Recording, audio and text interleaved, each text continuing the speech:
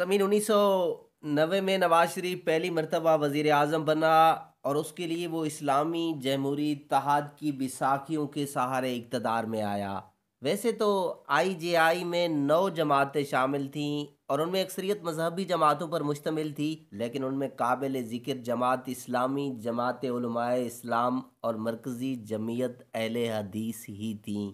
जेजुआई की क़ियादत दारुल उलूम हक़ानिया ओकाड़ो खट्टक के लीडर मौलाना समी उल हक देवबंदी के पास थी, जो अपनी मजहबी सोच के हवाले से बहुत कट्टर मशहूर हैं। ये वही मौलाना समी उल हक हैं जिनके मदारस से 1995 में अफ़गान तालिबान तालीम हासिल करके निकले और देखते ही देखते अफ़गानिस्तान पर कब्ज़ा कर लिया। मौलाना समी उल हक को तालिबान का रूहानी बाप और उस्ताद कहा जाता है और अफ़गानी तालिबान के लिए आज भी उनके अल्फाज हुक्म का दर्जा रखते हैं।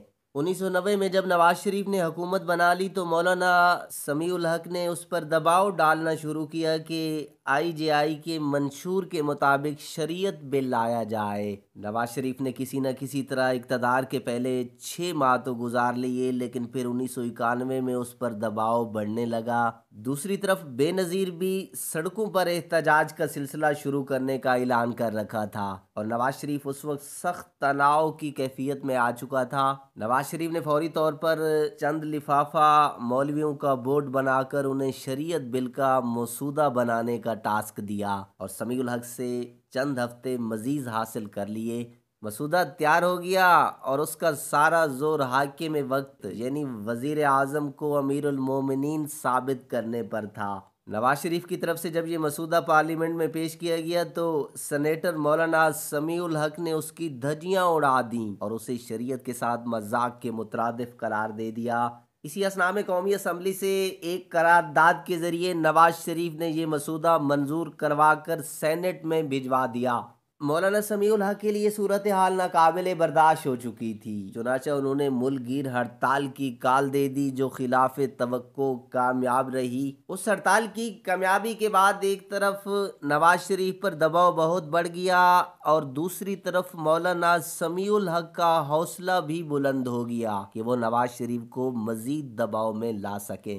एक दिन सेनेट में मौलाना समी उल हक ने शरीयत बिल पर धुआंधार तकरीर की और नवाज शरीफ की हुकूमत गिराने की धमकी देते हुए आईजेआई से निकलने का ऐलान कर दिया। अगले दिन मुल्क के एक बड़े कौमी अखबार के फ्रंट पेज पर एक खबर छप गई जिसमें इस्लामाबाद की रिहायशी मैडम तहरा का इंटरव्यू छपा था, जो इस्लामाबाद में एक कबा खाना या याशी का अड्डा चलाती थी। तहरा 35 साल औरत जो इस्लामाबाद की मरूफ तवैफ थी, शराब और असलहा के साथ गिरफ्तार हुई। मैडम तहरा ने अपने इंटरव्यू में धांसू किस्म के इंकशाफात कर डाले। उस इंटरव्यू में मैडम तहरा ने एक तरफ बहुत से सियासतदानों का नाम लिए बगैर उन्हें अपने मुस्तकिल गाह करार दे दिया और दूसरी तरफ ये भी कह दिया कि मौलाना समी उल हक उसके मुस्तकिल गाहकों में से एक हैं और मर्दाना कुव्वत से माला माल हैं। मैडम तेरा ने यह भी बताया कि मौलाना समी उल हक जिनसी अमल के दौरान एक ख़ास पोजीशन पसंद करते हैं, जिसके लिए उस अखबार ने सैंडविच की इस्तेलात इस्तेमाल की और बाद में मौलाना के लिए सीमी सैंडविच का लक़ब भी इस्तेमाल करना शुरू कर दिया। इस इंटरव्यू ने पूरे मुल्क में आग लगा दी। मौलाना समी उल हक पर चारों तरफ से यलगार होना शुरू हो गई और उन्हें सेनेट में आकर रोते हुए हल्फ उठाकर अपनी बेगुनाही का यकीन दिलाना पड़ा। लेकिन चिड़ियां खेत चुग चुकी थीं और मौलाना की याशी की खबर छप गई। कुछ अरसे बाद मौलाना ने सेनेट की रुकनियत से इस्तीफा दे दिया और देवबंदी मदारिस की मैनेजमेंट और तालिबान पर फोकस शुरू कर दिया और यूं नवाज शरीफ पर शरीयत बिल लाने का दबाव ख़त्म हो गया। वो मैडम तेरा कौन थी, कहाँ से आई, कहाँ गई, किसी को पता ना चल सका। उसके इतने बड़े इंकशाफात के बाद उसके याशी के अड्डे के खिलाफ क्या कार्रवाई हुई उसका भी कुछ इल्म नहीं। जानना चाहेंगे कि मैडम तेरा का इंटरव्यू किस अखबार में छपा था? ये अजीम सादत मीर शकील उर रहमान के अखबार दी न्यूज़ को मुयस्सर आई और जिस टीम ने इस इंटरव्यू का इंतज़ाम किया उसकी क़यादत senior anchor person Kamran Khan कर रहा था। दास्तान तारीख के पन्नों से खुलकर सामने आ गई। इस हमाम में सब नंगे हैं। समीन, आप भी इसके बारे में एक कमेंट ज़रूर दीजिएगा।